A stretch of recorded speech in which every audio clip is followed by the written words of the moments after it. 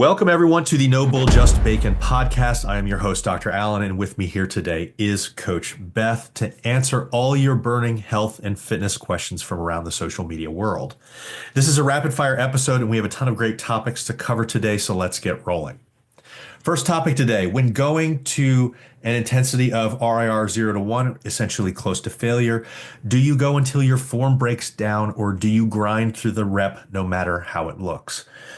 This is a great question because I think that the answer to this is one of the things that holds so many people back from getting in the right intensity to be able to benefit from weight training, essentially.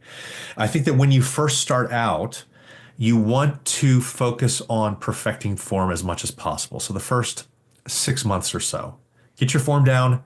Don't necessarily worry about pushing within proximity to failure, 0 or 1 RIR. Once you're beyond that, you've established a base of how you move. You've drilled in the way that you properly move within the exercises that you're doing. A little bit of form breakdown is fine. Modest amounts of form breakdown are fine. And you should expect that when you are getting close to failure. So when you're working in 0 to 1 RIR or reps in reserve, you expect if you're at failure or 1 rep away from failure, that's an extremely difficult set to perform.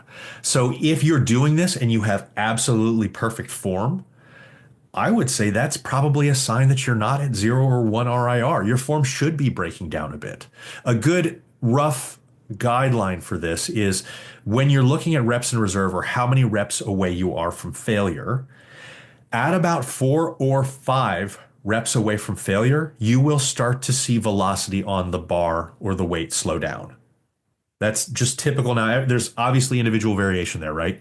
But when we look at trained lifters, the majority of lifters will start to see velocity slow down in the bar 4 or 5 reps away. You can watch your videos. Take a video of yourself from the side. Watch the bar speed. Watch the weight speed. See where it starts to slow down, and then start counting how many reps you see once that starts to happen. You're usually 4 or 5 reps away. So that's a good way to give you an identification of where you may be. But to answer the question straight up, you're going to see some issues as far as the textbook perfect form and what you're showing. And as long as it still feels okay, as long as you feel under control, I would say push through it. I don't see any issues with little bits of form breakdown. And the examples that this person gave were like squats, knees caving in, butt wink. I wanted to bring these up specifically because knees caving in when you're pushing out of the hole isn't necessarily even a problem. Mm-mm. In fact, Chinese weightlifters teach, it's called knee valgus, and it's intentional knee valgus because we see in really heavy lifters, some amount of knee valgus is actually functional. And we've had physiotherapists, for better or worse, kind of scare people into movement fears.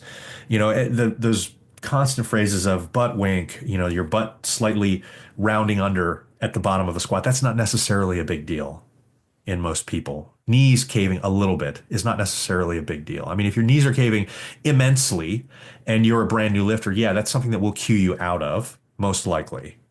That doesn't mean that a little bit of knee valgus when you're pushing out of the bottom of the hole, when you're at the very bottom of your squat, having your knees shift in slightly and then kind of wave back out. It's almost like an in-out motion as you go up is actually a functional movement. This is what the body does a lot of the times to produce strength.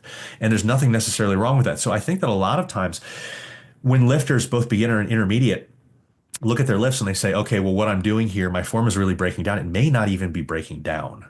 You might be freaked out over something that, somebody that coaches at the YMCA their entire lives has been saying because that's just what they were told when they were coming up.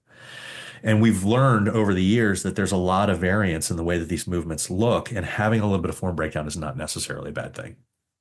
Anything to add to that? No, I totally agree. All right. All right. So the way that this question is asked is a little off. So I want to paraphrase and hopefully I get the right meaning here.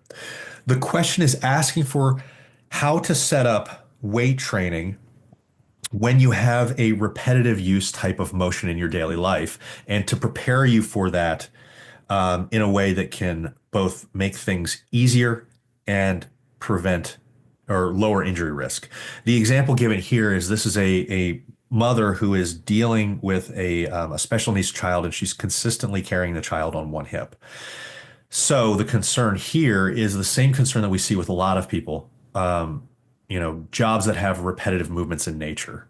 Issues like this, if you're constantly working on one side for whatever reason, people will ask questions of, how do I bulletproof myself, essentially? And the answer is you don't necessarily do anything special. I mean, weight training itself is what is the most reliable thing to do to reduce injury risk.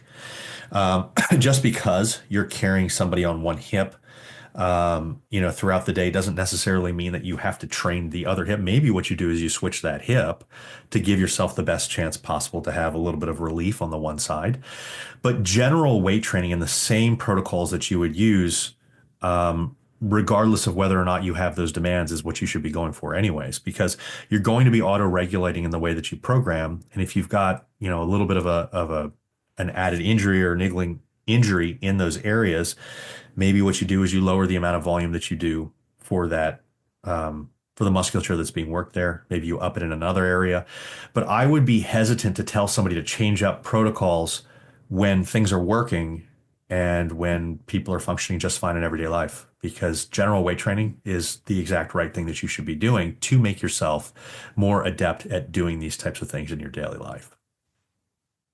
All strength is functional. So if you're weight training, Yeah, I mean, the entire idea of functional versus non-functional training is wrong from the start. yeah. And, But there I mean, isn't. for this specific person's quandary, if you're in the gym lifting weights, it's going to mitigate a lot of what you're doing, carrying your kid on one side versus the other. So that's what I mean by that phrase. Yeah, If well, you're and think about the a fact that strong, resilient person, that's the whole point of weight training. think about the fact that when you get stronger, it's going to make carrying that child easier Yeah. over time.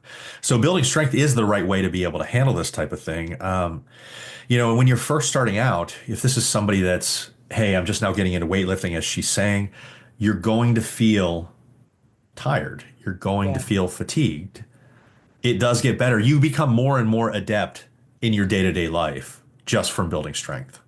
Yep. So when she says she's a newbie in terms of training age, it gets better. Keep going. You're doing the exact right thing by getting into strength training, and it just requires time at this point and consistently building on that. Why am I so much weaker if I work out in the afternoon versus my normal training time at first thing in the morning? There have been multiple studies that have looked at the way that timing affects adaptation, strength, and the way people feel, with regards to when they do it during the day. There's good news and there's bad news. The good news is you are going to adapt to this. If you give it enough time, if you change the time of day, the bad news is that you're pretty much going to notice it like you are noticing. You will always feel weaker working out at another time of day than what you are used to. Typically, going from the morning to the afternoon is a lot easier than going from the afternoon to the morning. In the studies that have looked at this, when people go from training in the afternoon religiously to training first thing in the morning, and we see this a lot of times with people that are just getting into training and are, trying to make it work with a busy work schedule, maybe training before work is the right move. For me, training early is the right move because I find that if I train earlier in the day, I'm more likely to have a better workout and to get it in. The problem that people see is that if you're used to training in the afternoon and you go into the morning, it feels like you have no strength. And it will feel like that for 2 or 3 months of consistent training. And then it starts to alleviate.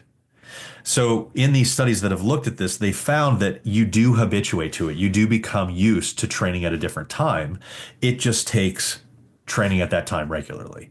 So if you are consistently switching things up, you're going to be fine even doing that. But if you're doing like one-offs where, okay, well, I need to train in the afternoon for whatever reason, or I need to train in the morning for whatever reason, you can pretty much expect that you're probably not going to feel as strong. And that's normal. And that's okay. If you start to do that long term, it's going to alleviate. Knowing that you're going to feel a little bit weaker, you still go in and you do the best that you can do. So whether or not you're feeling a little bit weaker, don't get down on yourself. Just try to hit those intensity marks that you're trying to hit. Try to hit the weight that you've been doing, previously and build up in your warm-ups to see how you're feeling and just make it happen. So good news, bad news, but it does work out over time. Does contracting your shoulder blade while doing a chest exercise engage your chest more?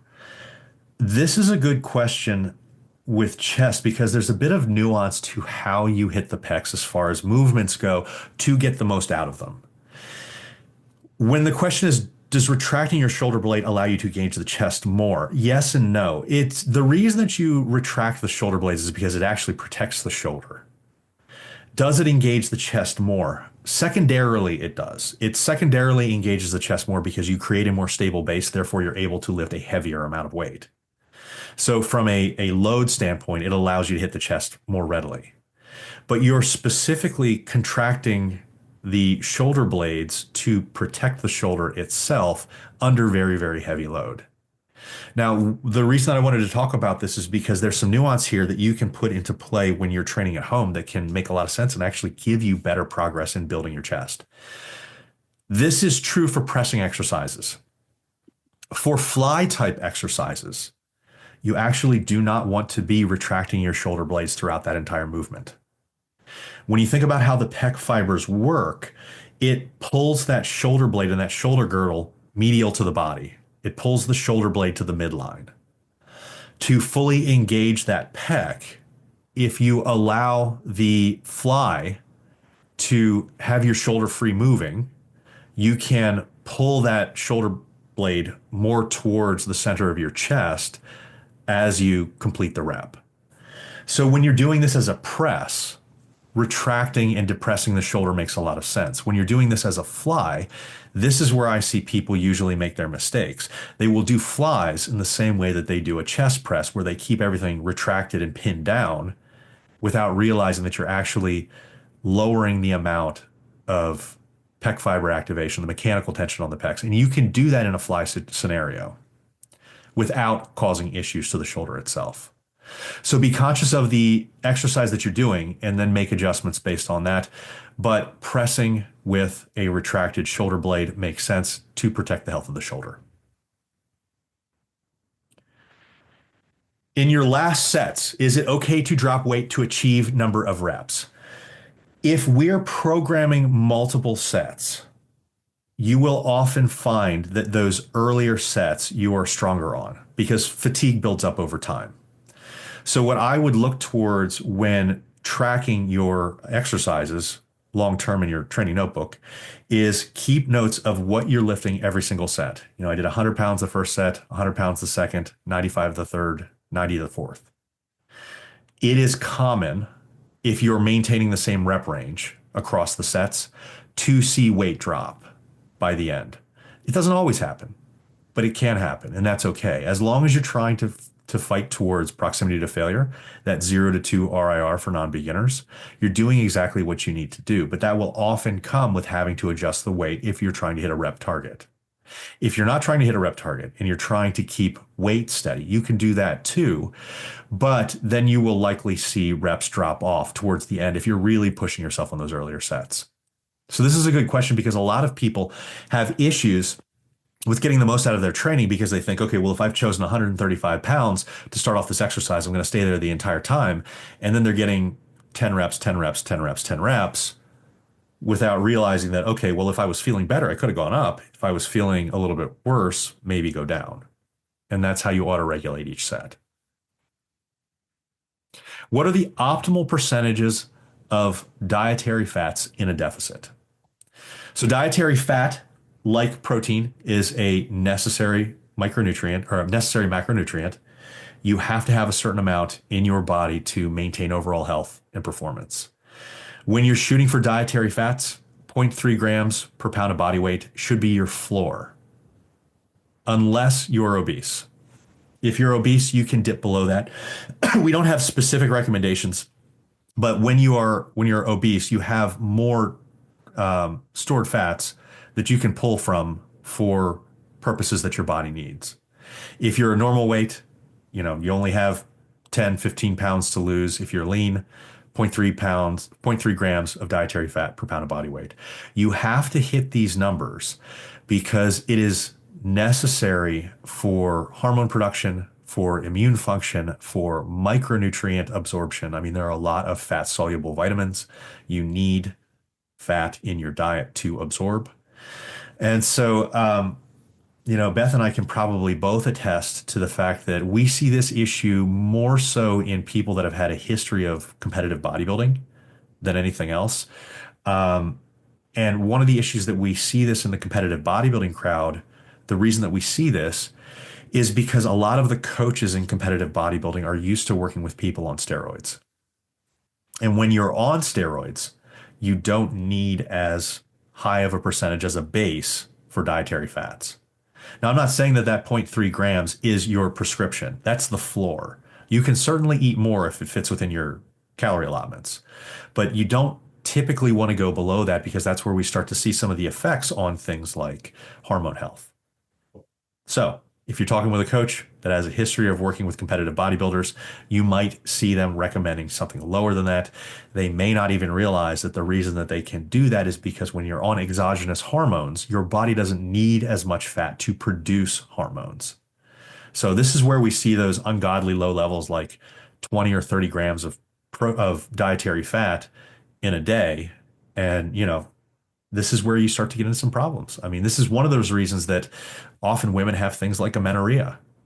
Their And hair falls out. Like there's a whole slew of issues that happen, especially in women with this type of thing. And yeah, I know some competitive bodybuilders that, were a few weeks out from a show and eating like 20 grams of fat a day. And I'm like, Jesus Christ. But, and their hair was falling out. They had no sex drive. Their nails were super brittle. So all of those things that you would expect from super low dietary fat intake, you do see that. And a lot of people will, like, a lot of these bodybuilders, I remember Dana Lynn Bailey made a post like way back in the day about what she used to eat in a day. And if you actually like calculated up what she was eating, she was having like 20 grams of fat a day. And I'm like, I just remember at the time telling people, like, please, like, if you're a Gen Pop person, please do not fall. Like, everything was like egg whites, all the usual bodybuilder hacks for eating low fat. And I'm like, y'all, please don't do, like, you're going to really mess yourself up if you're trying to adhere to 20 to 30 grams of dietary fat intake a day. well, it's funny. One of the most irritating questions for a good coach to hear, and you see this literally all the time on, Facebook groups, message boards, all those different types of things. Anytime I run a Q&A, what are you eating? What are you eating each day? What are your macros? It's not relevant to you. Yeah. And an individual's macros, there are a lot of things that add into that. And if we're talking about the people that you want to look like on Instagram, there's a better chance than not that they're probably on steroids. Better chance than not, because we've become so deconditioned as a society to really understand what a human body looks like. Yeah. And so when we look at these people and we're like, I want my body to look like that, we don't realize that it's either not attainable as a natural athlete or it's not sustainable as a natural athlete. They're two different things. Yeah. And that's what's very confusing, because I had a very distinct conversation with one of my clients. And God bless her, she's one of the hardest working people that I've ever seen, but she's like wearing herself into the ground. And so this is part of that mental and emotional work that you have with people to really set proper expectations and make it so they don't, drive themselves crazy comparing themselves to something that they can never live up to. And she is in her mid 50s. And she compares herself to all these, 25-year-old Instagram fitness models. And she's like, well, I want to have a body like that. And she points out these girls that are at like 16 or 17% body fat for a female 24/7, literally all year long. And that's literally unsustainable for 99.9% of people. We're really pushing the bounds. I mean, like 18, 19% could be sustainable for some natural people that are very genetically blessed and have perfect nutrition. Going significantly below that, it's not happening. It's too restrictive, and your body just can't hold on to it. And so one of the things that I really want to point out with these types of things is dietary fat doesn't mean body fat. Like just because you're Right. eating dietary fat, calorie per calorie, it's going to essentially have the same effect as carbs. You know, protein is a little bit different because you can't store protein very readily as body fat. But it's one of those things that people have vilified dietary fats because they're like, well, fat makes you fat. And it could if it's putting you into a massive calorie surplus, but that's not happening at 20 or 30 grams per day. Yeah. And so these people are putting these really big, you're trying to shoulder more than what you should. And I feel really bad, like for all of the people that are doing this. And I think that the majority of people probably do. Because like I don't know about you, Beth, but like even myself, like I start to catch myself sometimes thinking, oh, you know, I need to work out because I need to look a little bit better. And I'm like, well, who am I comparing myself to? And I'm comparing myself to a guy that's on a gram of test and you know, Primo and Tren every week. And it's like, oh right, I can't Right. do that. You know, and so if your coach does that, you know, it's understandable that you would. Yeah. But there are a lot, and I can tell you from knowing this personally, from having conversations behind the scenes, there are a lot of people out there, fitness and health related doctors, and they're all on steroids. And you would think, well, they're a doctor. They're not going to be on steroids. 100%. A lot of times, the reason that someone's famous is because they're doing stuff like this. And so if you look like you have a superhuman physique, there is the chance that it is superhuman. And so putting this type of pressure on yourself is not a great thing when it's something that you can't live up to. So I want to point this out, and I know that people know this, but I think that it's something that needs to be reiterated because of how important it is and how much pressure we put on ourselves to look like that. And it's only going to get worse. You know, it's getting worse with these telemedicine companies that are coming out, and they're essentially just, I mean, they're the same thing as those guys that used to just sell vials in the gym in the 90s. It's the same Yeah. I mean, thing. I know a bunch of women who are taking like compounded Anavar from these telehealth places. Like it's insane. Like Yeah. it's insane how easy this stuff is to get now, and they're all doing it. They're all, you know, just typing their information into a website and they get drugs shipped to them the next week. Like There's a lot of money to be made. it's nuts. And you know, it's one of those things that like it's individual and it's going to be different per person and each person wants something different, but like if a doctor is willing to give you something when you're not indicated for it, I would be worried because that doctor doesn't really care about your health. They don't care about the long-term effects on you. They're looking to make a quick buck. And it is like buying it out of a van. And people will say, well, it's a big company and you know, there are commercials for it. So it can't be like that. It's 100% like that. That's what a compounded pharmacy is. It's not regulated by the FDA.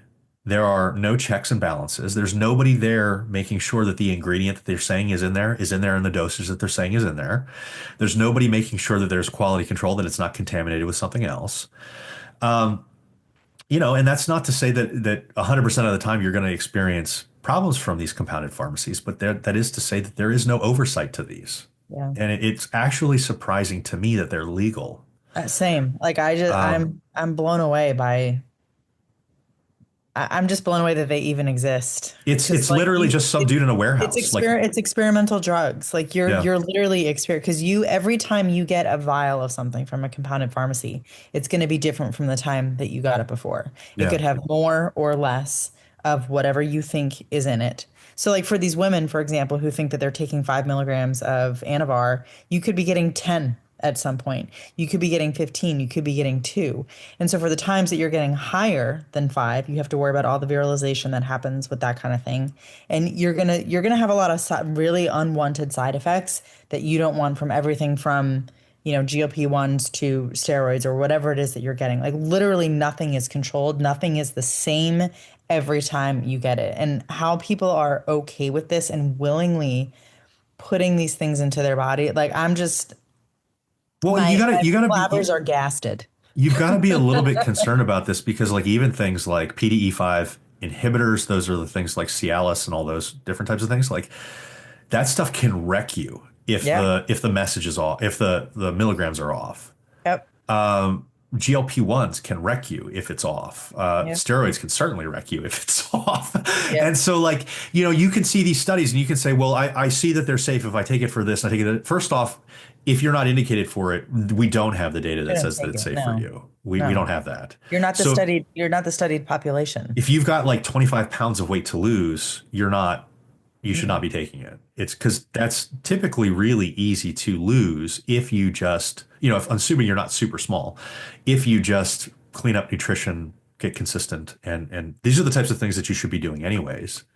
Which these drugs don't replace, but I want people to be conscious of the fact that this is a very, very sketchy endeavor because I don't think that people are aware of that because they seem legit. They've got a nice website. They've got Serena Williams selling stuff for them. They've got, so if Charles Barkley says that it's good, it's got to be good because I guess Charles Barkley knows how to verify drugs at this point.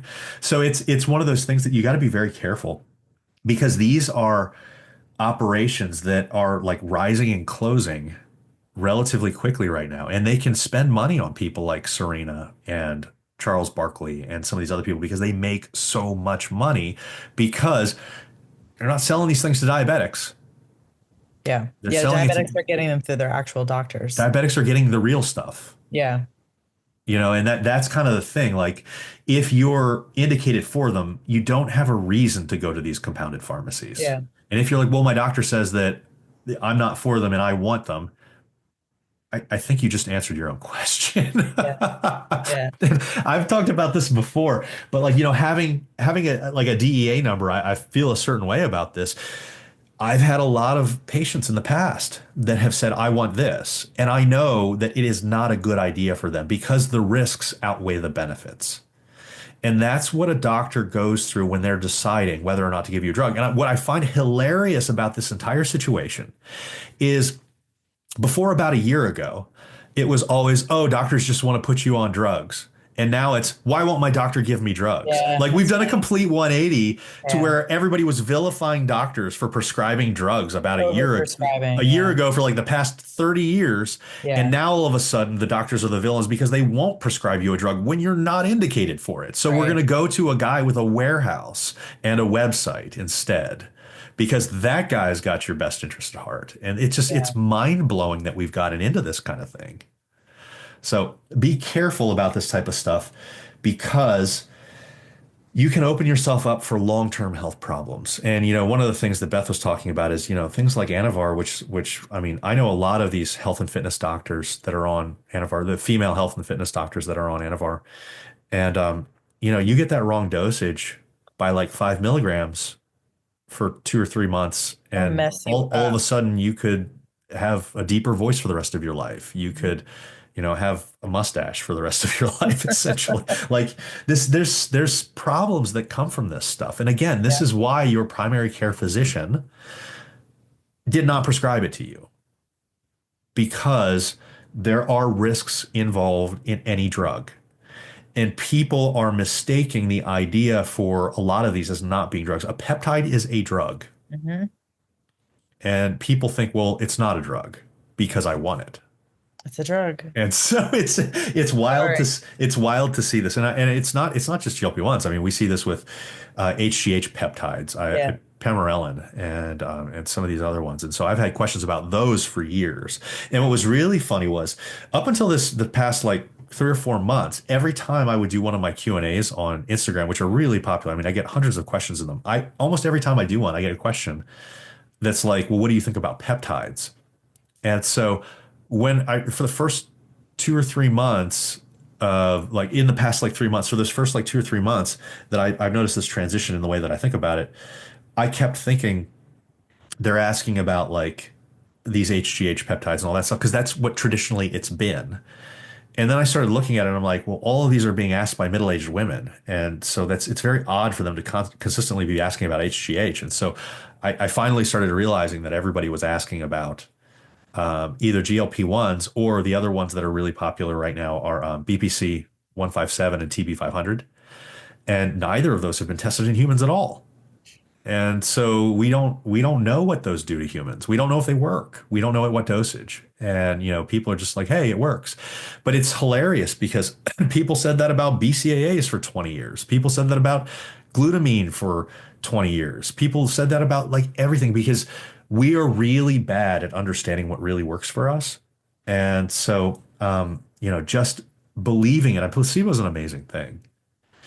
But what concerns me in this instance is unlike things like glutamine or BCAAs or some of these other supplements that we knew pretty much weren't going to cause any problems because we have enough safety data on them, we can't say that about a pharmaceutical drug or a research chemical, which is what things like BPC 157 and TB 500 are. And for the people that don't know what those are drugs that have potential for injury recovery, but it hasn't been studied in humans. And so it's running, through the bodybuilding circles like wildfire. But there are other things that ran through the bodybuilding circles like wildfire that caused massive problems. I mean, Superdrol went through bodybuilding circles for like 5 years, and then we found out it was giving everybody liver failure. And so it was when that was invented, it came out and it had the same kind of hype that like GLP-1s have right now within the bodybuilding circles. And everyone's like, it's great. It's this, I don't have to inject it. It's a pill. The manufacturer of it says that it's completely safe because they did. They said without a doubt, this is 100% safe for you. And all these people ended up buying it and it caused liver failure in like 30% of the people that took it because it Jesus. is massively liver toxic. And so we're kind of in that area again. And people just like, they want what they want. And what concerns me here is that these predatory pill mills, which is what things like all those places are, what they're doing is they're getting high profile people to come out and speak for them. And so that's what's concerning because a drug should not be marketed to general population. Because what are the odds in general population that you should be on it? It's lower than the majority of the population. This is something that should be a discussion between you and your doctor. And so it is concerning to see how people are consuming these as if they're Tic Tacs, which is essentially the way that it's going. But to put things in perspective, when people like Serena Williams or Charles Barkley get up there and they say something like this, there is no difference in saying, hey, I took a GLP-1, you can get it through, really helped me cut down food noise, and saying, hey, I took DECA and it's a lot easier to gain muscle on steroids. You should just buy steroids. There's zero difference in that. There's zero difference because you can argue that DECA or Anavar is used legally in muscle wasting diseases. You can argue GLP-1s are used legally in diabetic cases, and they are to a great effect. And that's who should have it, not people that just want to lose 15 pounds, because that's where you're essentially trying to circumvent what you should have been doing already. And food noise is one of the most bullshit things that I've ever heard of these days. Not to say that food noise can't be a problem, but 99% of people that are using the term food noise right now do not have actual food noise. Yeah, I think most of the people that are saying this are just like they have cravings from time to time that they find You've that they got can't hunger. ignore. There's a huge difference in that and like the pervasive, like we talked a little bit about this in the last podcast, like those pervasive thoughts that just don't go away ever. Like you're quite literally constantly thinking about what your next meal is going to be, what it's going to taste like, what it's going to feel like in your mouth, what it's going to feel like going down your throat. Like that is food noise. Not being like, oh, I want a piece of cake. That's not food noise. Well, I mean, if you've got 20 I would pounds, love to have a piece of cake. I don't have food noise. I don't think about this 24 hours a day, 7 days a week. I don't wake up thinking about food. There's a huge difference. if you've got like 20 pounds to lose, you don't have food noise. No. You're just a little hungry. Yeah. And you can deal with that because you're an adult. Yep. And I do not feel bad saying that at all. I will say that I do believe that the vast majority of people that are using the term food noise are full of shit. Yeah. Absolutely. It's definitely become a buzzword. And I don't think that people actually, I would love for the people who think that they have food noise to talk to somebody who actually has an eating disorder, who like legitimately has it. I would love for them to have a little chit chat together. Let me give an example that can probably get through to most people. A lot of times we have friends, family, ourselves. I want to have a drink on the weekend. That is not a problem. Then there's an alcoholic. They think about drinking 24/7. Hmm. Would you equate the way that you think about food to the way that an alcoholic thinks about drink? If you do not, you do not have food noise. Yeah. It is a food version of alcoholism. Yep. And if you can't say, well, I'm an alcoholic, you do not have food noise. And this is like the most blunt, offensive thing to say to people that want to lose 15 pounds. Yeah. And it's absolutely wild to me. And so we have these conversations about these types of things because these are the types of things that are going to affect people's health for so many Long term. decades Mhm. beyond this. And I know that we talked about this a little bit in a past podcast, and people might be like, fucking move on. We don't want to hear about this anymore. And I promise I'm going to try to not talk about this as much as possible, but you have to understand this is probably the most important topic in health and fitness right now because it is where people are essentially preying on you. And it is essentially where you are going to be like, well, should I not? You know, like, but putting things into the proper perspective can help you so much long term and realizing that there really is no way around proper habit and routines and getting into the gym and really starting off these coping mechanisms and making sure that you're able to deal with emotional eating and the stressors that you face in a daily life. Because if you're going into these things and you're not saying, okay, well, I'm probably going to be on this drug for the rest of my life, then it's not appropriate for you. And, you know, I mean, we've said that the research shows that literally the large majority of people that get on these, you have to stay on it. I mean, that's what food noise is. It's you need to consistently keep that out, Yeah. you know? And so for those short term, like I'm just going to go on it for like 8 weeks and then get off of it. Again, we don't know the health consequences of these types of things. You know, and particularly, you know, the gastrointestinal tract seems to be one of those things that might take some hits. And I'm not trying to scare anybody off of doing it if you need to get on this, because the benefits for the people that are indicated for it far outweigh the Yeah. negatives. They do. And I agree. I think that that's a great thing. But they don't for others. And so again, speak with your doctors. If your doctor's on board with it, awesome. So are we. And you know, we can always help out with anybody that's looking to optimize their nutrition and their training to keep up with the GLP-1, because it will take a lot of those habit and routine work to be able to be successful long term. And I think that if people go into it looking like that, that they're going to be set up for great success in the future. All right. Approximately how many calories over maintenance are needed to build muscle? What a dramatic shift in topics we're having here. So when we're talking about building muscle, we've discussed in the past that if we look at the majority of the data, that calorie surpluses in those that are not obese are likely required to maximize lean muscle return. So when people are doing this, they want to do it in a way to allow themselves to build as much muscle as possible with the least body fat as possible. Now, it's important to understand that you're probably going to add some body fat on in a muscle building journey, even in a lean muscle building journey. You can go slower, certainly add less body fat, but you're going to spend much, much more time trying to build the same amounts of lean muscle if you do it that way. So if you go into an intelligent build, for beginners, people that are in their first year or so of training, anywhere between 500 and 1,000 calories above maintenance is likely a good target. For more advanced trainees, anywhere between 250 and 500 above maintenance. When you are more advanced, you have less of an ability to build lean muscle every year. The first year that you train, you can build between maybe 10, 12, upwards to 20 pounds of lean muscle in the first year. And then it dramatically decreases every year after that to eventually where you're building maybe 2, 3, 4 pounds of muscle an entire year. It's You know, depressing.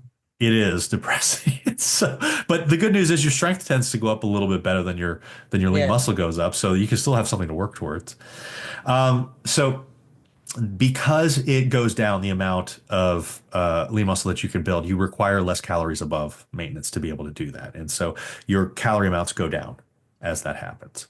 So just be conscious of where you are, and if you're outside of that beginner stage, I'm sorry. Welcome to the game, like the rest of us. Is consuming carbs intra-workout a good option for better recovery?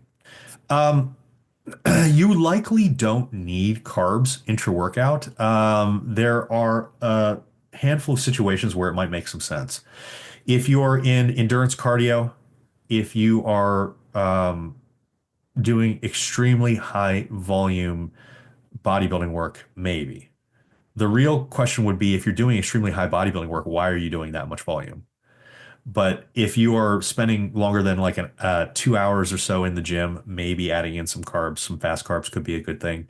This is where people will historically try to add in things like amino acids, but carbs would actually make a lot more sense under those conditions. So for people that are doing endurance work, the people that will really benefit from some intra-workout carbs, I've got some numbers for you to be able to fuel yourself in the best way possible without taking in any excess for no reason. If you're working between 2 and 2.5 hours, 30 to 60 grams of glucose per hour is a good mark. If you're working out for more than 2.5 hours, 60 to 70 grams of glucose per hour is a GI safe option.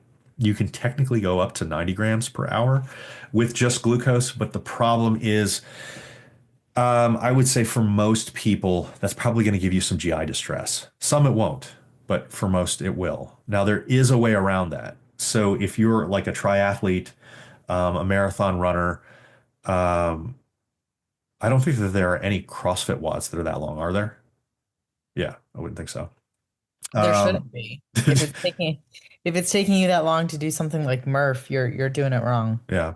So for those that are doing these ultra long endurance bouts, you can get up to 80 to 100 grams per hour if you use a 2-to-1 ratio of glucose to fructose or glucose to sucrose.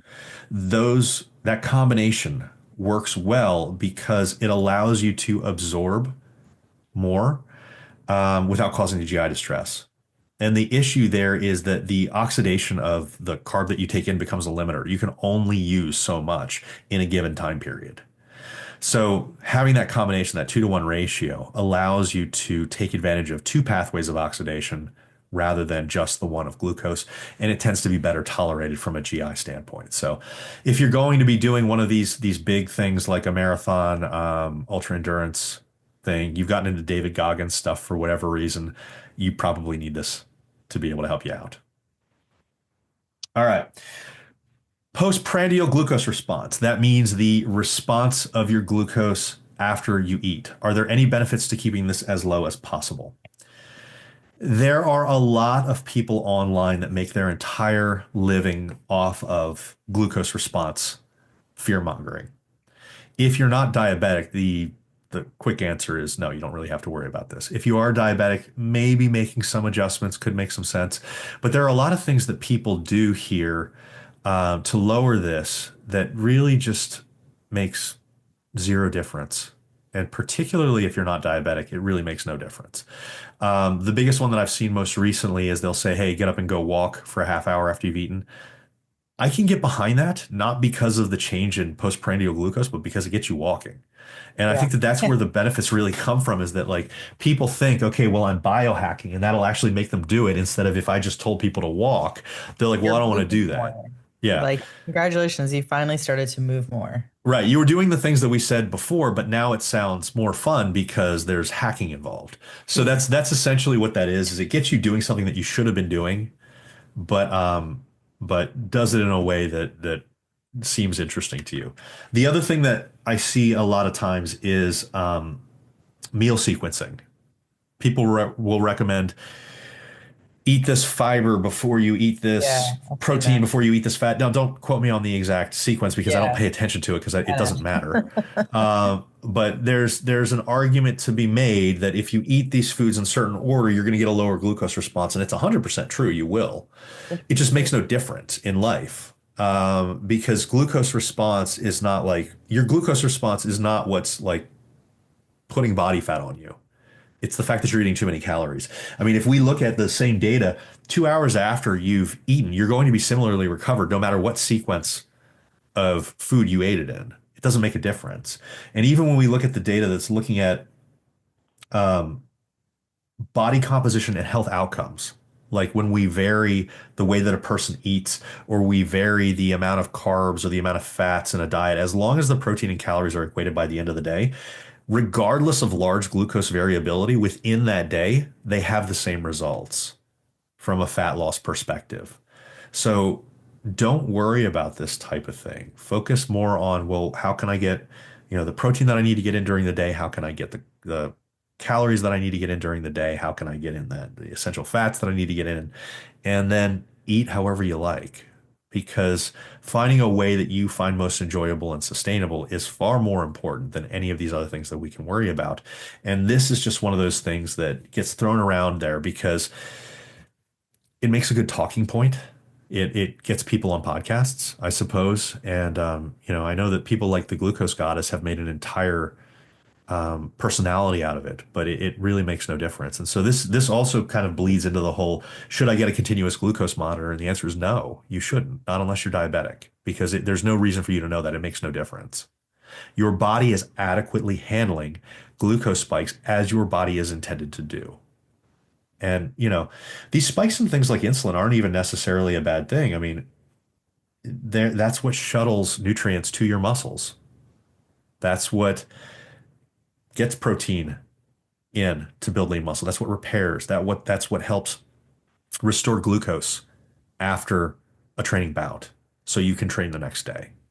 So it's not always this bad thing, but we kind of look at it as something that's difficult or scary because of the way that, glucose and insulin and all that has been vilified online.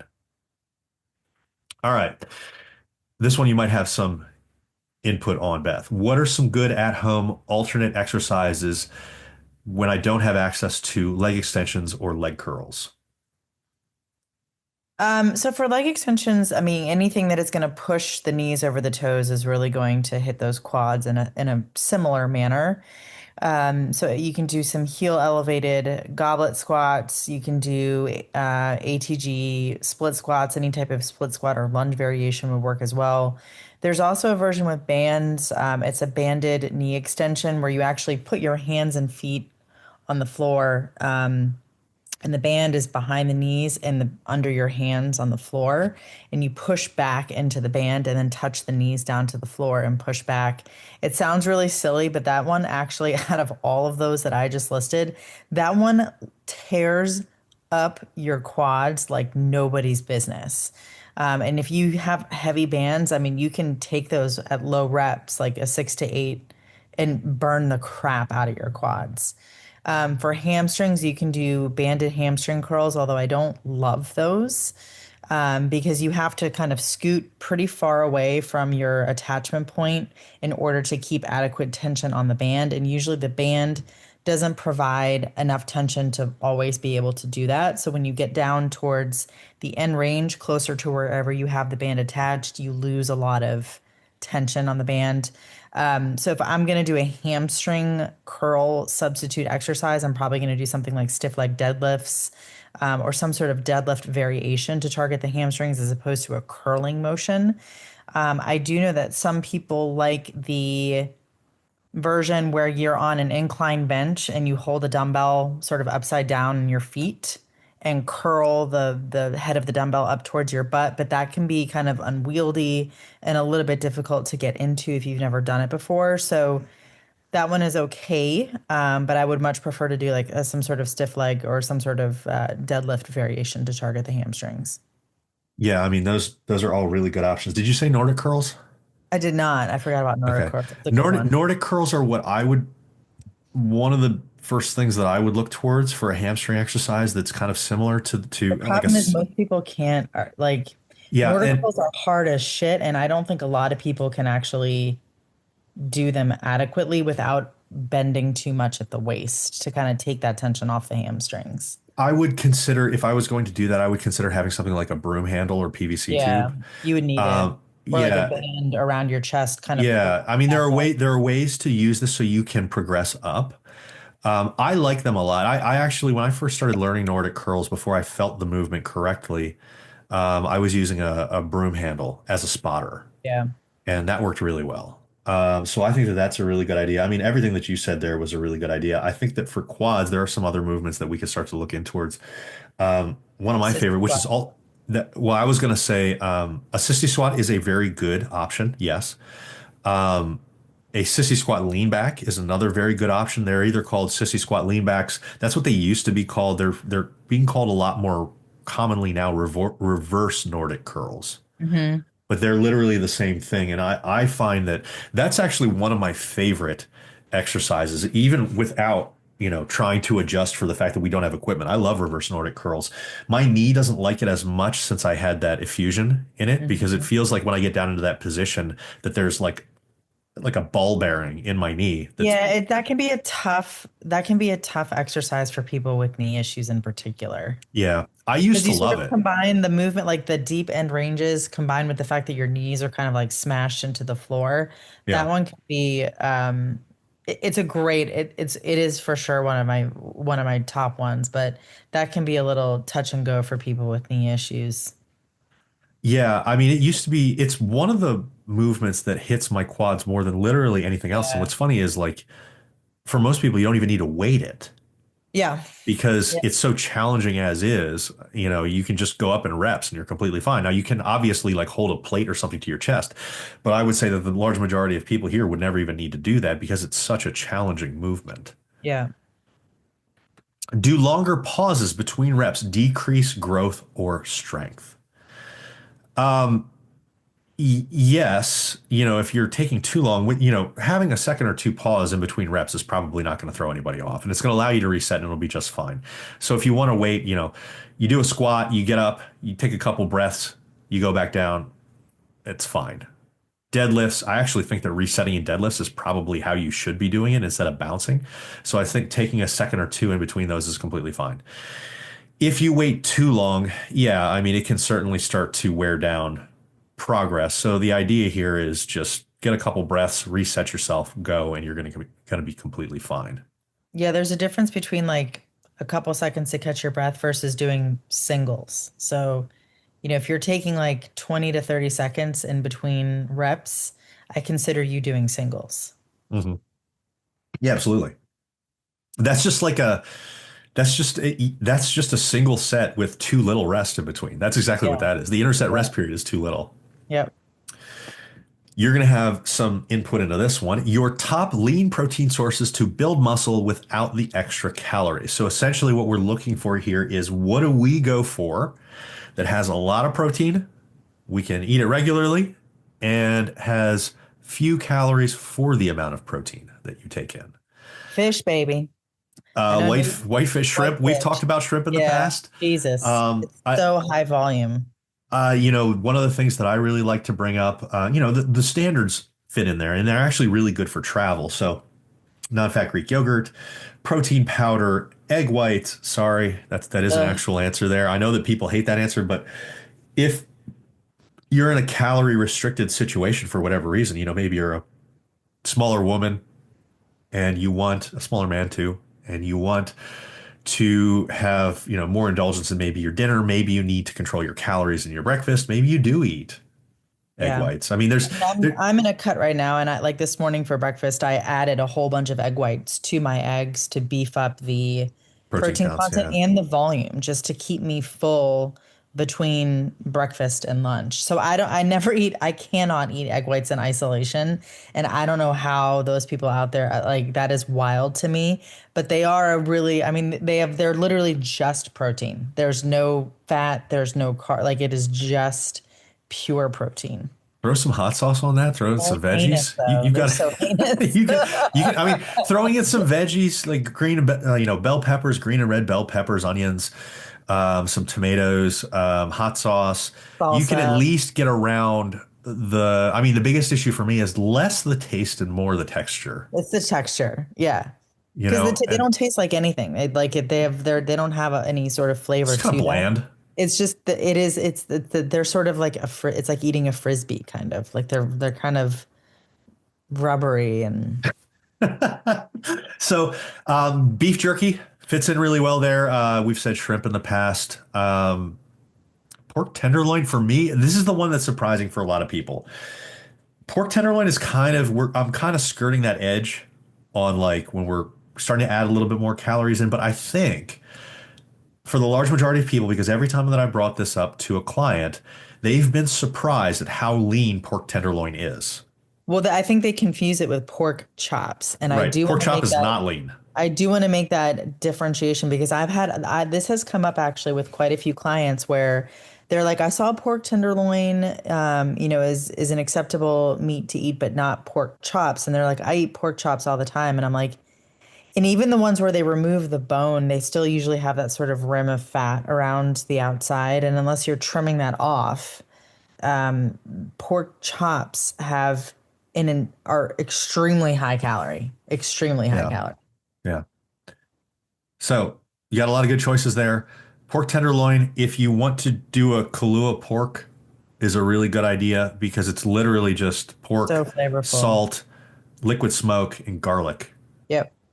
That's it. And it tastes incredible. You can put like yellow mustard and pickles on it, and it's amazing. You can Turn literally make into a like a Cubano. Cubano. Yeah, Yeah. and it has like no calories for what you get from it. Yeah. And so people are like, well, I don't know what to eat. Real food is really bland. It's almost like you're not thinking. Like you're not thinking, and it's not a person's fault. It's that you have not trained your brain to like think about this type of stuff because you bring up a Cubano and people would never think that that's a health food. It Yeah. 100% can be. Well, I remember Absolutely. when my parents came to visit me in North Carolina one year and I made them a version of Kahlua pork, but it had like a vinegar-based barbecue sauce and I had slow cooked the G pork. Hughes has some good. Yeah, I had slow cooked the pork tenderloin in that vinegar-based barbecue sauce that had no calories in it.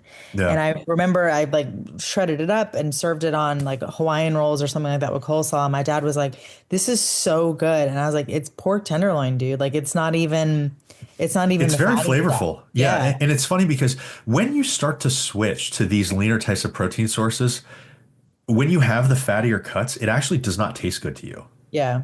It tastes like you're just like, It's like ew. cloying in the mouth. Like Yeah. I can feel the congealed Can fat. feel the fat. Like that's where I don't like super fatty cuts, but like understand that when you're first like switching into like a health and fitness lifestyle, it's gonna feel Can dry, take I you a guess. minute. Yeah. So what you're gonna need to do is you're gonna need to spice things up with sauces. I mean, that's what like the mustards are for. That's what like the liquid smoke, the buffalo sauce. There's a lot of buffalo sauces you can get. I think it's Texas Pete. Is that the one that I get? Cholula.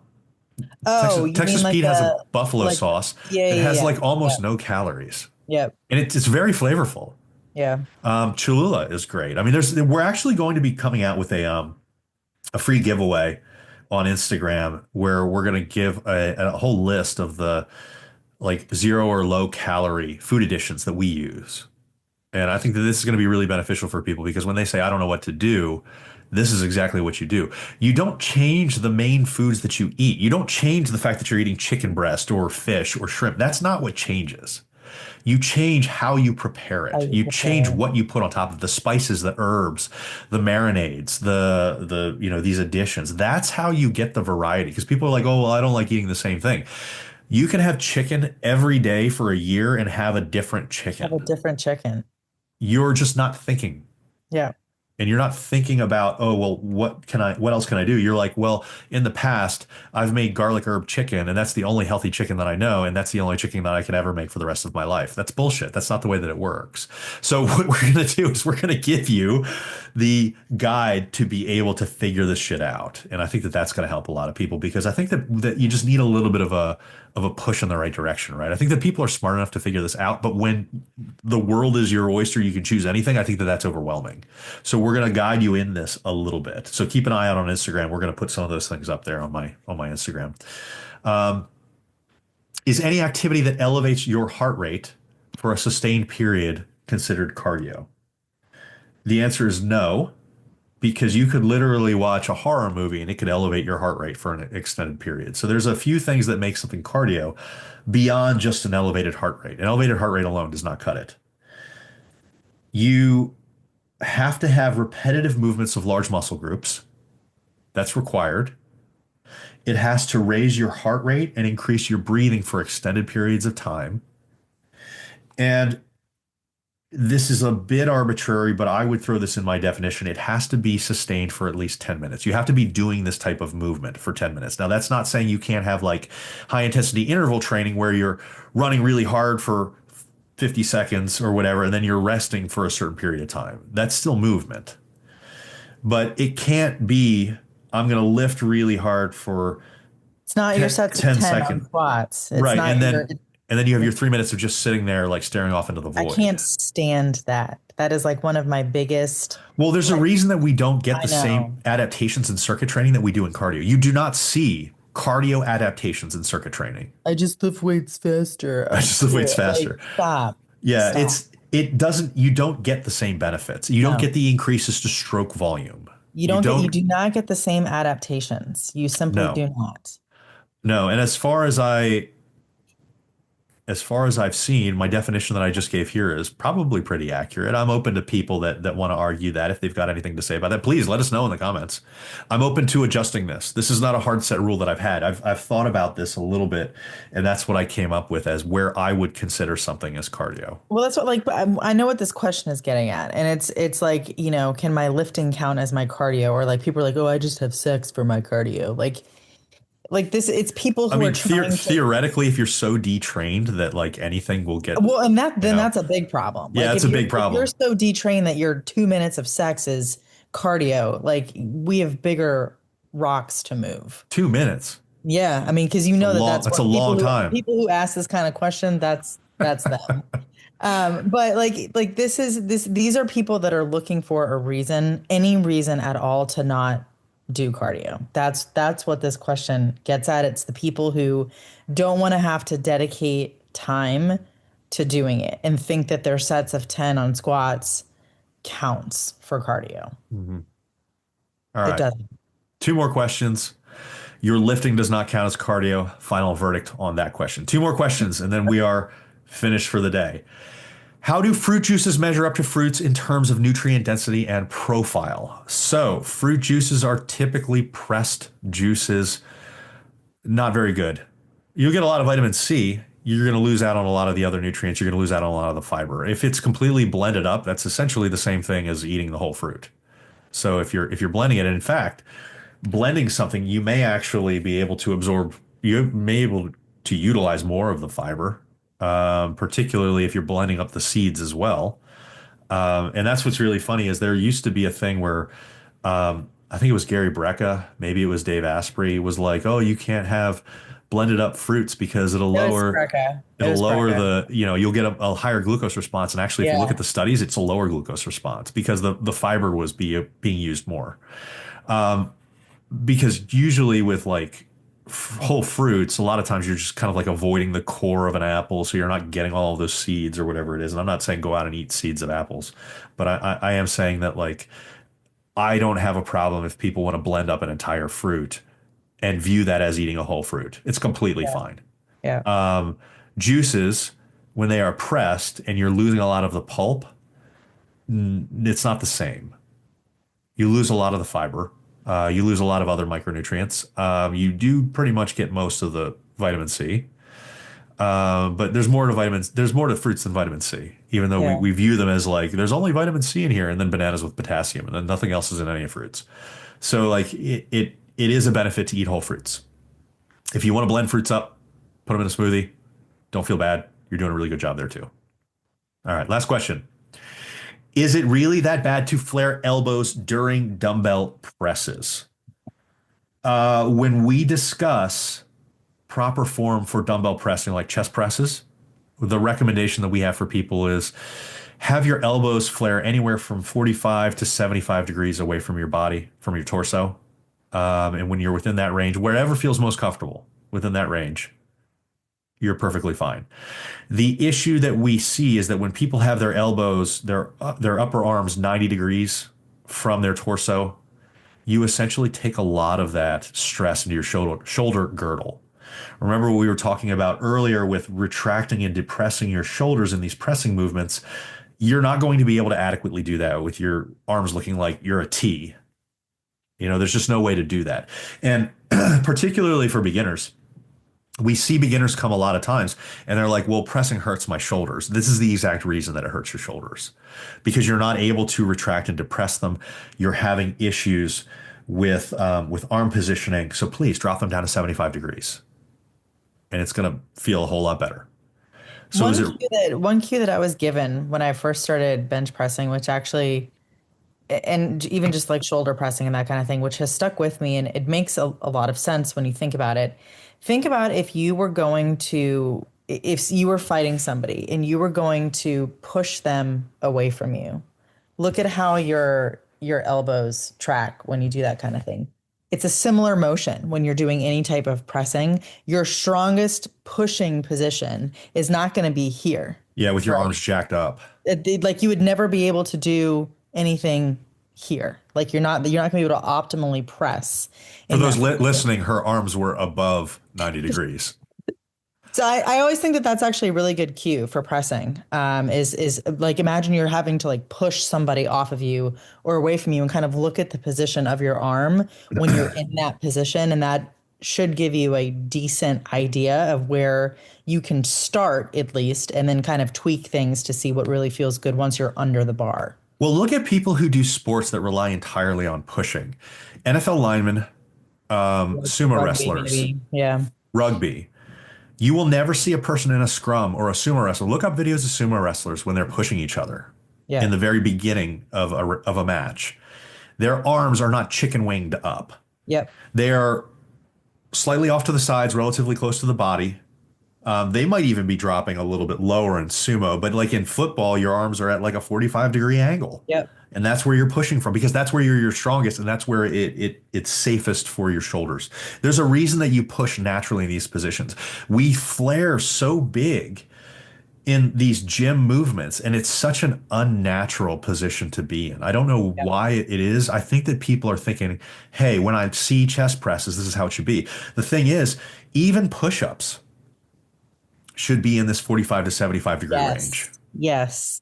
I just went through this exact thing with a client who sent me a video of her doing push-ups, and she was, she had her elbow here, and she's like, these always hurt my shoulder. And I had that same conversation of, think about pushing somebody away from you. What position would your elbows be in? And she's like, they'd be tucked down more. I was like, go try that. Send me a video of it and then tell me. She's like, that felt light years. She's like, I've been doing these wrong for 20 years. She's like, nobody has ever corrected my form. Yeah. And it's like, it's up here. And she has always said that it's always felt like a very unnatural movement to her and has always hurt her shoulders. I'm like, yeah. I think that people will naturally feel this. I think that you think that you're doing it right. Mm-hmm. And I think that once this is brought to your attention, once you know, oh, well, maybe I should be looking at this a different way, you're like, oh shit, that is right. Like, I don't think that people would argue this when they've adjusted. I think that you just don't think about this because you think, a bench press, my arms are out. You don't. I think you sort of naturally think that if the shoulder and the elbow are kind of in line with the chest, that you're working your chest optimally, but it's not. That's not the strongest pressing position. So I don't think people connect the dots between the actual strongest pressing position and working their chest. And this is one of the reasons that so many people say, oh, I've got bad shoulders.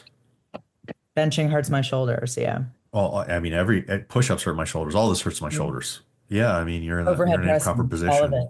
Yeah. Yep. And even in overhead pressing is an interesting one too, because people will often flare their arms all the way back. So they're like, that's a good transition. I mean, those elbows are so far back that the elbows are in line with the torso, in a plane with the torso. Yes. Your elbows and your hands and the weight, whether it's a bar or dumbbells, should be a step in front of your shoulder line. Yes.